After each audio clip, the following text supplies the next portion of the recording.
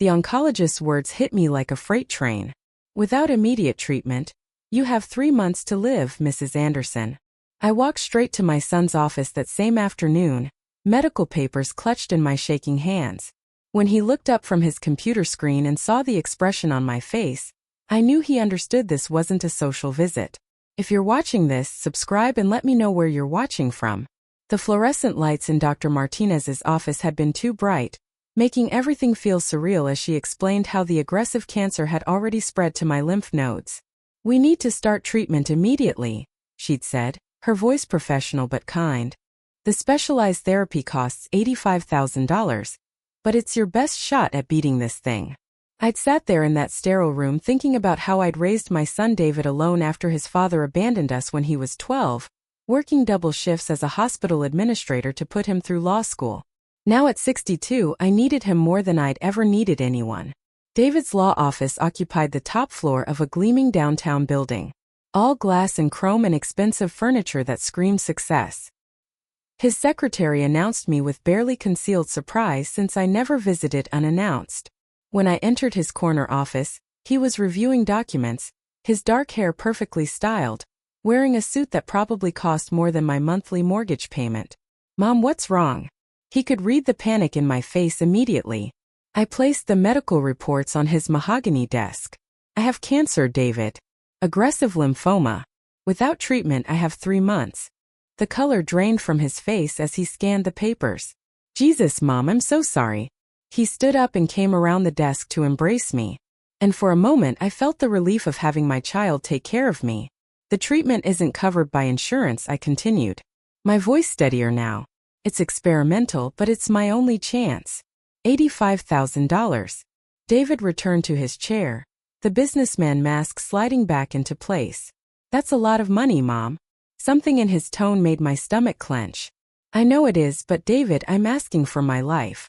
He leaned back, fingers steepled. The same gesture I remembered from when he was a child trying to get out of trouble. Let me talk to Jessica about it. We'll need to see what we can do. Jessica, his wife of 3 years who'd never liked me much, the woman who'd convinced him to move across town so they wouldn't have to deal with family obligations too often. That should have been my first warning, but hope makes you overlook red flags, doesn't it? I hugged him goodbye, thinking, surely my only child wouldn't let me die for lack of money.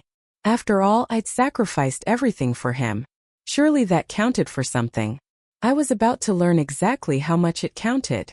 3 days later, David called instead of visiting, which should have told me everything I needed to know.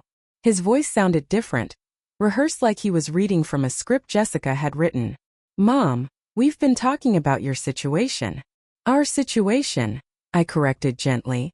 David, this is about your mother's life. The silence stretched uncomfortably before he cleared his throat. Right, of course. It's just that $85,000 is our entire emergency fund. Jessica's worried about what would happen if we had our own medical emergency. I stared out my kitchen window at the garden I'd been tending for 15 years, wondering if I'd live to see another spring. David, I'm not asking you to go into debt. I know you have the money. He just made partner at his firm, and Jessica worked as a pharmaceutical sales rep. They weren't hurting financially. It's not that simple, Mom. We have responsibilities, obligations, the house payment, Jessica's student loans. We're trying to start a family. Each excuse felt like a small knife to my chest. I raised you alone after your father left us with nothing, I said quietly. I worked 2 jobs to put you through law school. I never once asked you to pay me back. That was your choice, he said. And I heard Jessica's influence in those cold words. You chose to have a child. You chose to support me. I didn't ask for any of that. The phone nearly slipped from my hand. This stranger's voice couldn't be coming from my son. The boy I'd rocked through nightmares, cheered at every baseball game, celebrated with at his law school graduation. David, I'm asking for my life. $85,000 to live. My voice cracked despite my efforts to stay strong. I'll find another way, he said quickly, as if that solved everything. There are programs, charity care, payment plans. You don't need to burden us with this burden. That's what I'd become to my own child. After hanging up, I sat in my empty house and realized something fundamental had shifted. The son I'd raised, the man I'd been so proud of, didn't exist anymore. Or maybe he'd never existed at all. And I'd been loving an illusion. I spent the next 2 days researching every possible financial option, calling charity organizations, looking into medical loans with crushing interest rates.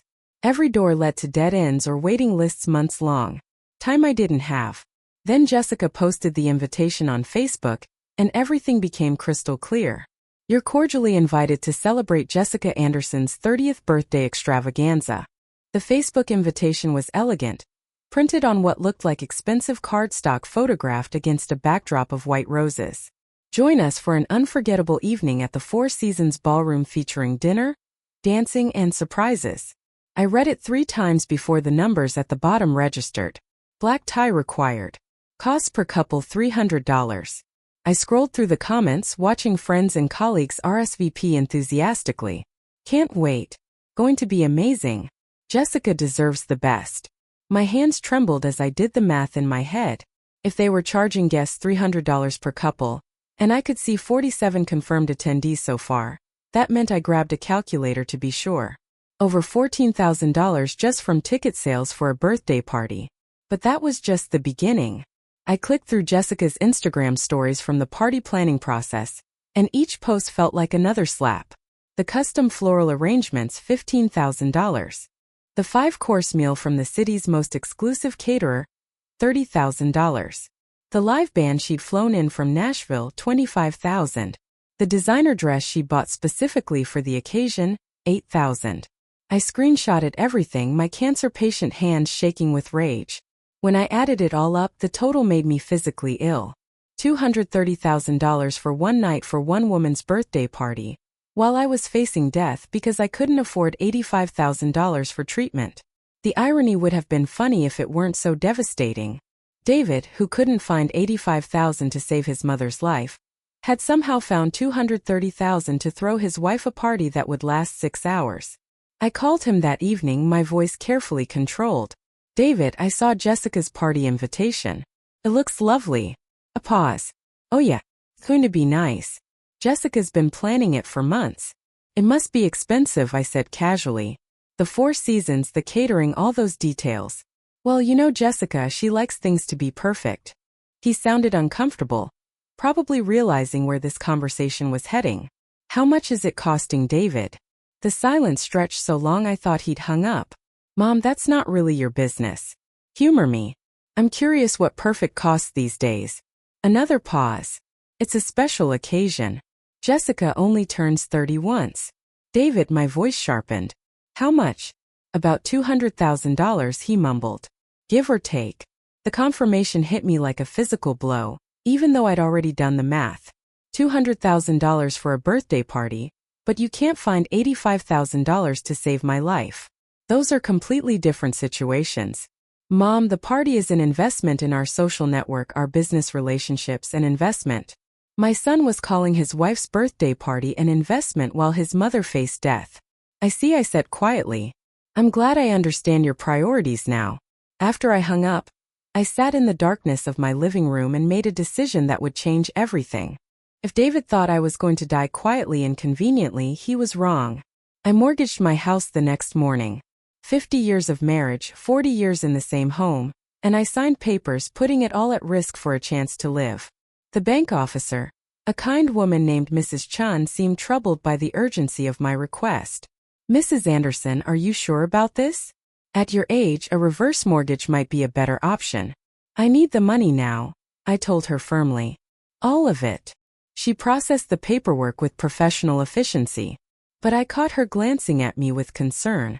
When I walked out with a certified check for $92,000, my hands were steady for the first time in weeks. The oncology financial office accepted my payment without question. Dr. Martinez scheduled my first treatment for the following Monday. I'm proud of you for fighting this, Eleanor, she said, reviewing my chart. This treatment has a 73% success rate. Those are good odds. Good odds paid for with everything I owned. But as I drove home, I felt something I hadn't experienced since receiving my diagnosis. Hope. Maybe I would live. Maybe I would get to see another Christmas, another spring in my garden, another year of life that David had been willing to let slip away. That weekend, social media exploded with photos from Jessica's birthday extravaganza. I scrolled through hundreds of images. Jessica in her $8,000 gown, the elaborate ice sculpture centerpieces, the custom cake that was apparently a replica of their house, complete with edible landscaping. David looked handsome and proud in his tuxedo, his arm around his radiant wife.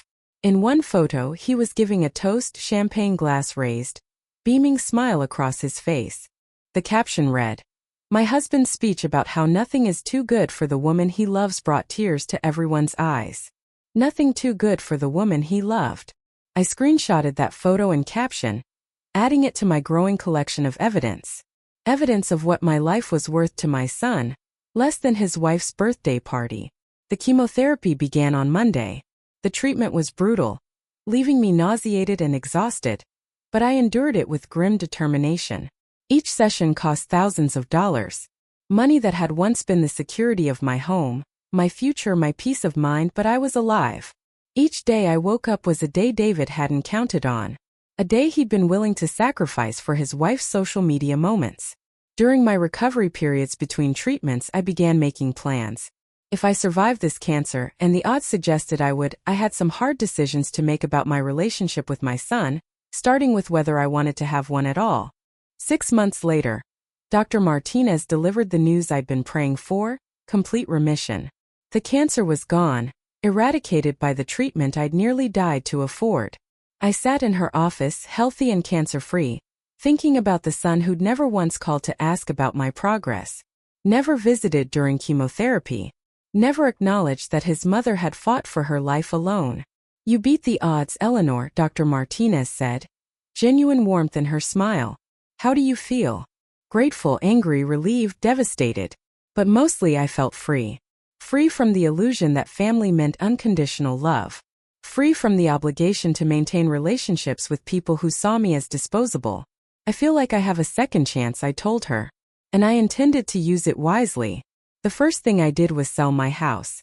The mortgage I'd taken from my treatment meant I had little equity left. But the sale gave me enough to start over somewhere new, somewhere David wouldn't think to look for me. I chose Phoenix, Arizona, partly for the warm, dry climate that would be good for my recovering health, and partly because it was 1,500 miles from the life I was leaving behind. I rented a small apartment in a retirement community. Nothing fancy, but it was mine and it was paid for. The second thing I did was disappear.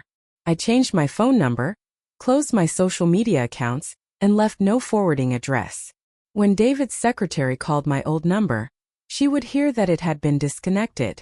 When he drove by my old house, he would see strangers living there. For the first time in my adult life, I was completely invisible to the people who were supposed to love me. It was terrifying and liberating in equal measure. I spent my first month in Phoenix, sleeping late, reading books I'd never had time for, and walking the desert trails around my new home. Slowly, I began to make friends with other residents in my community. Margaret, a retired teacher whose husband had died 2 years earlier. Frank, a former accountant who divorced his wife when he discovered she'd been stealing from their business. Sarah, whose children had moved to Europe and rarely called. We were a community of the abandoned, the forgotten, the discarded, and we were building something beautiful together. During my second month, Frank mentioned that he was looking for someone to help with bookkeeping for his small investment consulting business. "I can't pay much," he said over coffee in the community room, "but it would be legitimate work. I'd always been good with numbers, and I needed something to occupy my mind."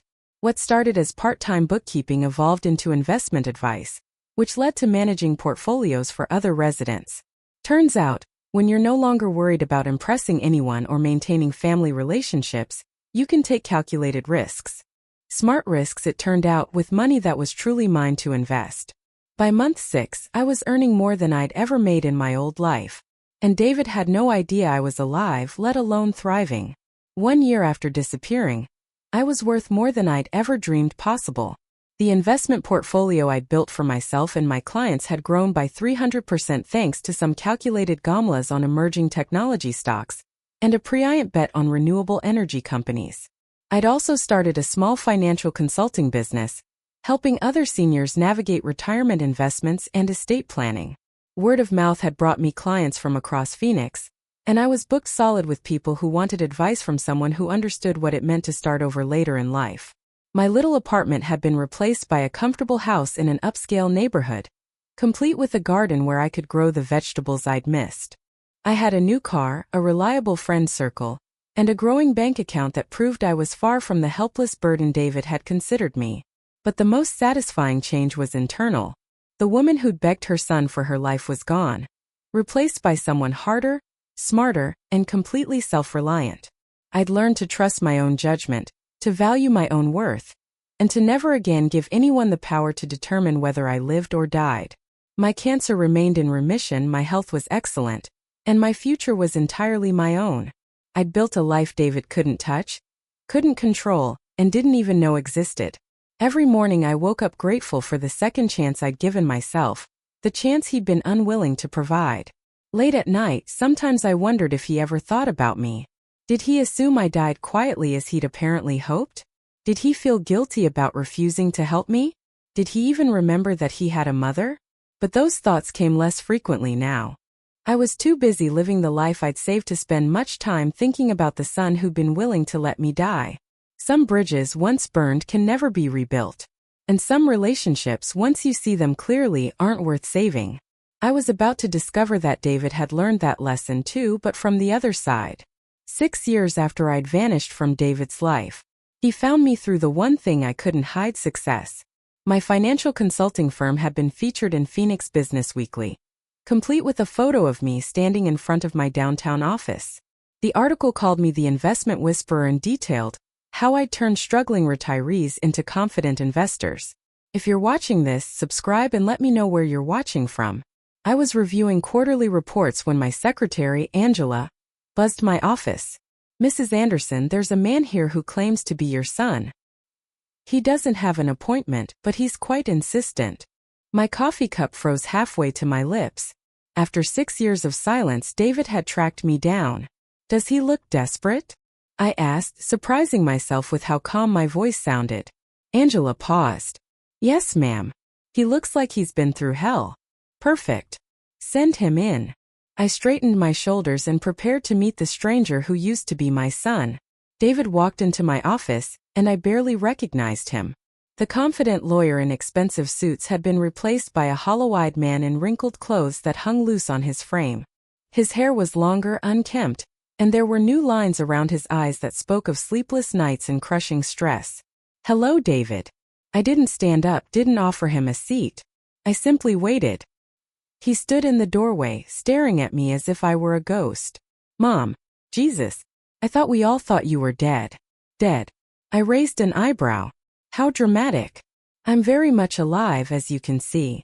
He moved closer to my desk, his eyes taking in the expensive furniture, the framed awards on the walls, the view of downtown Phoenix through floor-to-ceiling windows. This is incredible. "You look amazing, healthy, successful, cancer-free for 5.5 years," I said matter-of-factly. "The treatment worked beautifully. Of course you wouldn't know that since you never called to check." His face crumpled, and for a moment, he looked like the 12-year-old boy who used to crawl into my bed during thunderstorms. "Mom, I'm so sorry. I was wrong. I was selfish. You were exactly who you are," I interrupted. "Nothing more, nothing less. The question is, what do you want now?" David collapsed into the chair across from my desk without invitation.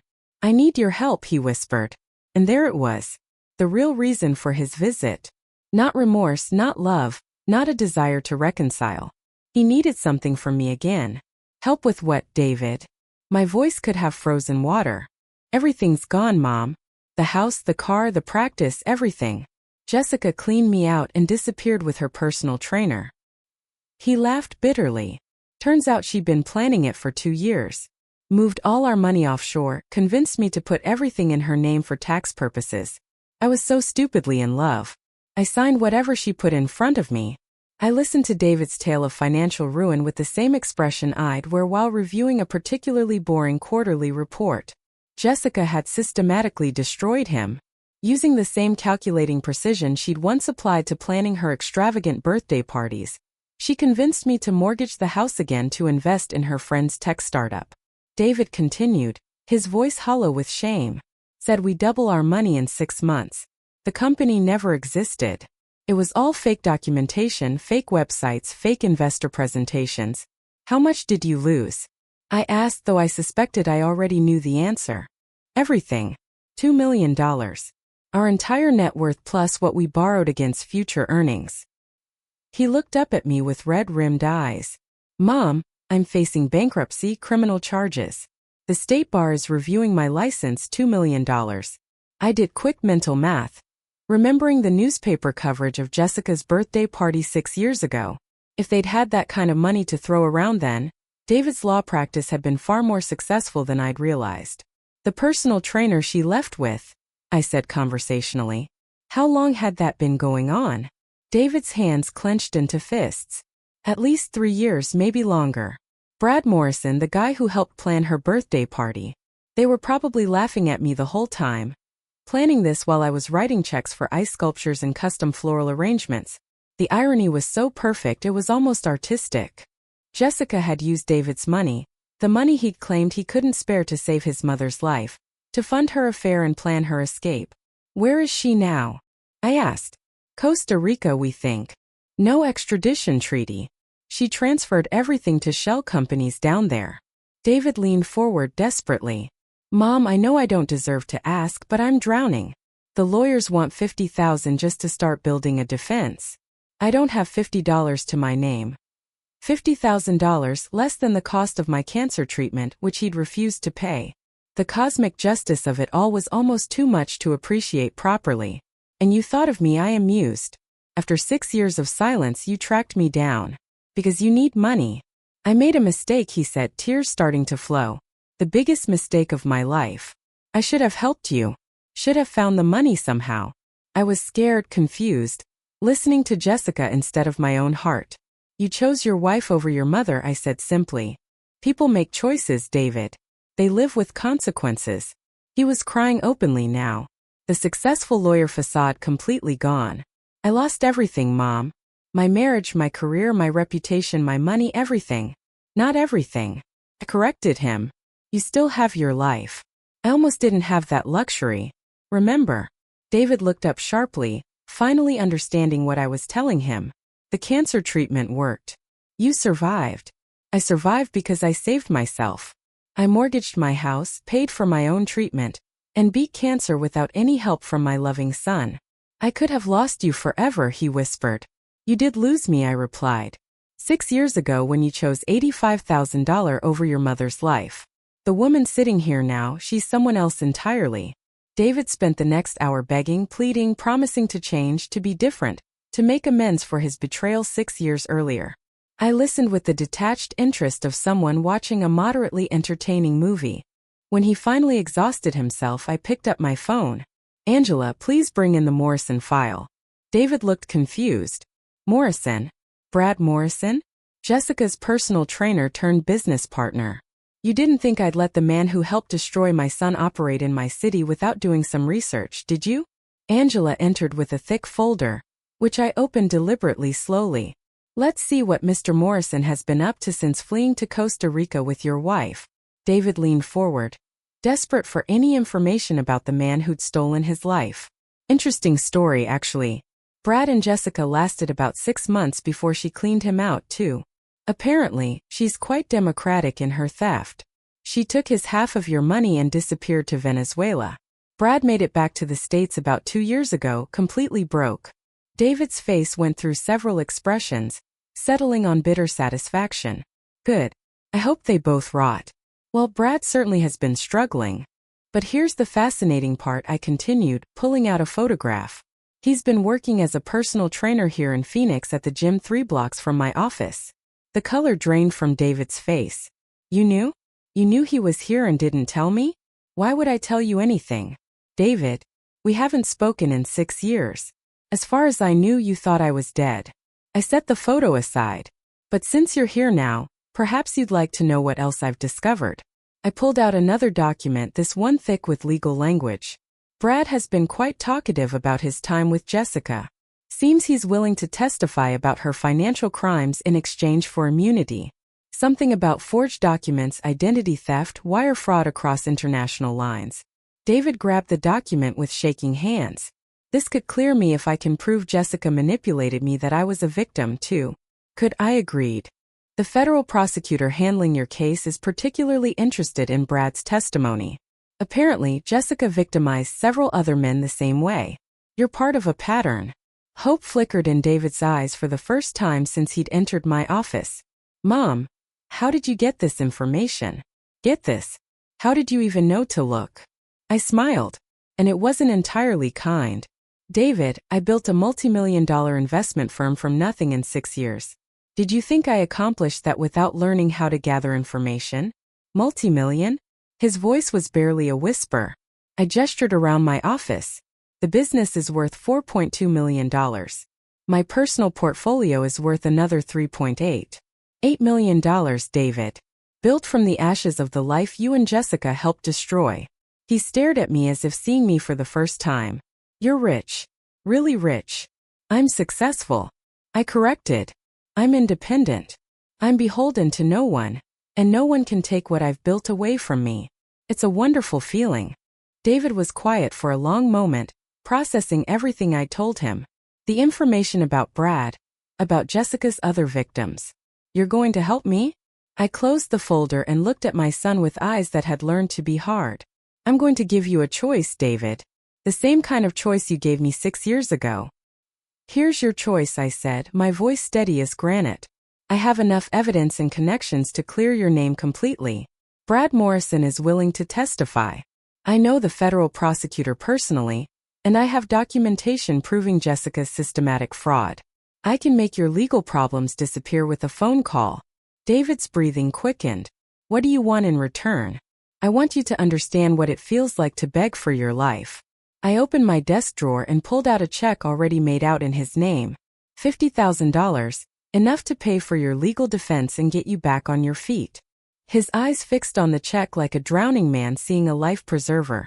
But there's a condition, I continued. You have to ask me for it the same way I asked you for help 6 years ago. You have to get on your knees in this office and beg your mother to save your life.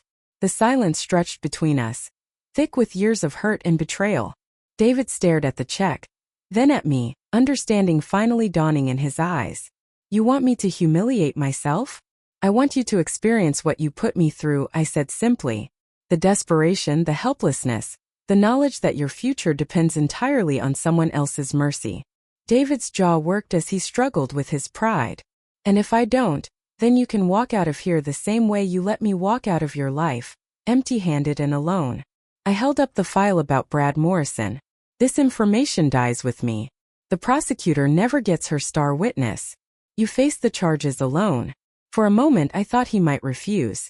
The old David, the arrogant lawyer who'd valued his wife's birthday party over his mother's life, would have walked out in a rage. But this broken man in front of me was learning what desperation really meant. Slowly, David slid from his chair onto his knees beside my desk. His voice cracked as he spoke. Please, Mom, I'm begging you. Save my life. Tears streamed down his face as he continued. I was wrong 6 years ago. I was selfish and cruel, and I failed you when you needed me most. Please don't let me destroy myself the way I almost let you die. I looked down at my son, kneeling on the expensive carpet of my corner office, and felt something unexpected. Not satisfaction but sadness. This wasn't the victory I'd imagined. It was just tragedy repeating itself in a different key. Stand up, David. He climbed back into his chair, wiping his eyes with the back of his hand. I handed him the check and the Morrison file. Your legal problems will be resolved within the month. Brad's testimony will clear you completely. Why? He whispered. After everything I did to you, why are you helping me? I leaned back in my chair, suddenly feeling every one of my 68 years. Because I learned something about myself when I was fighting cancer alone. I learned that I'm stronger than I ever knew. But I also learned that I don't want to become the kind of person who abandons family when they're desperate. David clutched the check, fresh tears starting. I don't deserve this. I don't deserve you. No, I agreed. You don't. But that's not why I'm doing it. 6 months later, David's charges were dropped. Brad Morrison's testimony had exposed Jessica's entire network of financial fraud, and David was officially classified as a victim rather than a co-conspirator. The state bar restored his license, and he'd started a small practice specializing in elder law and fraud recovery. He called me every Sunday now, not asking for anything, just checking in. The conversations were still awkward, still careful, but they were real in a way our relationship had never been before. We were both different people now, shaped by loss and betrayal, and the hard-won knowledge that love isn't unconditional. "I have something for you," David said during one of our calls. "I've been working on it for months." The next week, he flew to Phoenix with a cashier's check for $85,000. "It's not enough," he said, handing it to me in my office. "It'll never be enough to make up for what I did. But it's exactly what I should have given you 6 years ago, plus interest." I looked at the check, then set it aside. "David, I don't need your money anymore." "I know, but I need to give it to you. Not because you need it, but because I need to prove to myself that I'm not the man who let his mother face cancer alone." We talked for hours that day. Really talked for the first time since he was a child. He told me about the depression that had consumed him after Jessica left, the therapy he'd started, the slow process of rebuilding his sense of self-worth. I told him about my business, my friends in Phoenix, the life I'd built from nothing. "I'm proud of you," he said as he prepared to leave. "I know I don't have the right to be. But I'm proud of the woman you've become." "I'm proud of the man you're becoming," I replied. "Not the man you were, but the man you're choosing to be now." As I watched his taxi disappear into Phoenix traffic, I reflected on the strange journey that had brought us to this point. 6 years ago, I'd faced death alone because my son chose money over my life. Now he'd lost everything and discovered what really mattered. Not wealth or status or social connections, but the people who stand by you when everything falls apart. I'd saved myself, built a fortune, and proven I didn't need anyone's rescue. But in the end, the most valuable thing I'd gained wasn't money or success or independence. It was the knowledge that I was strong enough to forgive without forgetting, to help without enabling, and to love without surrendering my self-worth. Some lessons cost everything to learn. David had learned his. And in teaching it to him, I'd learned something too. That sometimes the most powerful victory isn't defeating your enemies, but showing them a better way to be human. Life had taught him a hard lesson. I taught him a harder one. But in the end, we'd both learned the hardest lesson of all. That family isn't about blood or obligation, but about choosing to stand by each other, even when it costs everything you have. Thanks for listening. Don't forget to subscribe and feel free to share your story in the comments. Your voice matters. Music,